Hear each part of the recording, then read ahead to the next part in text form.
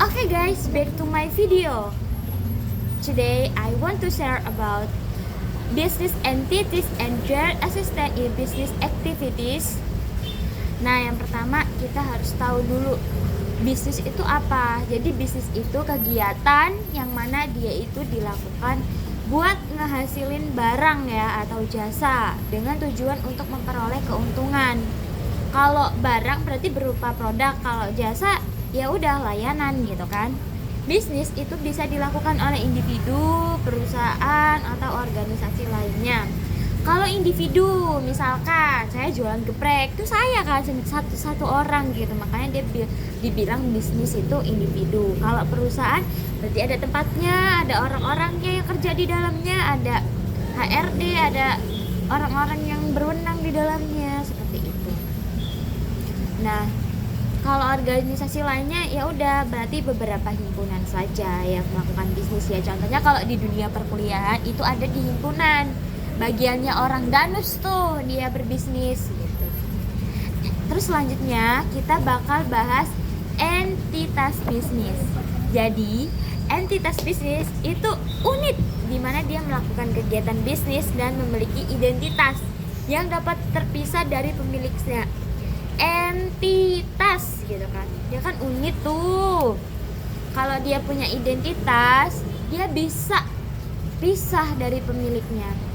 Nah, entitas bisnis ini yang pertama ada perusahaan perseorangan, perusahaan yang cuma dimiliki dan dikelola oleh satu orang. Perusahaan kemitraan, perusahaan yang dimiliki dan dikelola oleh 2 orang atau lebih. Perusahaan terbatas, PT, perusahaan yang memiliki identitas yang terpisah dari pemiliknya dan memiliki saham yang dapat diperjualbelikan. Ada koperasi, itu perusahaan yang dimiliki dan dikelola oleh anggota-anggota yang memiliki tujuan untuk memenuhi kebutuhan bersama. Contohnya, koperasi itu mekar, karena berhubung di daerah saya itu ada yang namanya mekar. Jadi dia kegiatan koperasi itu satu orang yang mendanai gitu loh. Ada orang-orang yang mana dia pinjam uang ke situ. Kalau sistemnya saya kurang paham dia itu berbunga atau enggak. Tapi yang jelas kalau pinjam kan enggak serta-merta nyoh dikasih gitu kan. Pasti ada sesuatu yang kita mau dapat dari situ kan. Kayak emang mau uang dipinjemin lama-lama terus kita nggak dapat apa-apa. Ini bukan soal ini ya. Bukan soal apa ya? Hibah. No, bukan soal apa ya yang itulah ya, tapi ini berkaitan dengan bagaimana perusahaan itu bisa mencapai tujuan bersama. Tujuan berbisnis kan kita dapat uang gitu. Asisten dalam kegiatan bisnis. Asisten dalam kegiatan bisnis itu orang atau sistem yang membantu dalam menjalankan kegiatan bisnis. Kita itu udah dipermudah loh sama AI gitu kan. Nah itu yang berbentuk enggak manusianya gitu loh, kayak robotik. Bukan serta-merta kita mengandalkan tuh robot buat jalan, kamu kerjain tugas saya, enggak. Tapi buat mempermudah aja, yang tetap aja yang koordinir itu manusianya gitu loh. Kalau itu buat HRD, asisten yang berbentuk AI ini mempermudah. Contohnya rekrutmen waktu kita lamar CV tuh, dia by sistem tersaringnya. Bisa di ACC kalau kebaca sama sistem, kalau enggak ya langsung mental dia nggak jadi direkrut gitu. Di asisten itu kan ada yang manusia sama alat ya sistemnya. Kalau manusia itu kan karyawan tuh, jadi orang dia kerja di perusahaan membantu menjalankan kegiatan bisnis. Terus ada kontraktor, dia orang atau perusahaan yang bekerja untuk perusahaan. Dia membantu dalam menjalankan kegiatan bisnis tapi tidak menjadi karyawan ya. Kontraktor bukan karyawan dia. Sistem informasi bukan ini ya, bukan jurusan, tapi sistem yang membantu dalam mengelola data dan informasi perusahaan seperti sistem akuntansi, sistem manajemen persediaan dan lain-lain. Nih orang keuangan yang harus tahu manajemen keuangan, harus belajar, karena mau bisnis itu kita terjun kita nggak mau loh apa-apa dipersulit dengan manajemen keuangan. Itu kita bisa dengan mudah menghitung semuanya. Teknologi itu membantu dalam menjalankan kegiatan bisnis, mesin, peralatan dan lain-lain. Jadi Mesin yang kita beli itu bukan terus dia cuma butuhnya ngasilin produk aja, enggak, tapi di sana dia tuh ya berkontribusi gitu loh, ada hasil yang hasil yang dikasih buat perusahaan. Kegiatan bisnis ya udah seperti yang kita tahu lah ya, ada produksi, pemasaran, penjualan, pengiriman, pelayanan gitu kan. Kalau produksi berarti itu kegiatannya buat menghasilkan barang atau jasa gitu kan. Kalau pemasaran berarti marketingnya, kegiatan yang dilakukan untuk mempromosikan dan menjual barang atau jasa. Kalau penjualan ya udah terjunnya, tadi kita udah produksi, kita udah masarin, jual tuh, karena kegiatannya kan jual barang atau jasa kepada pelanggan.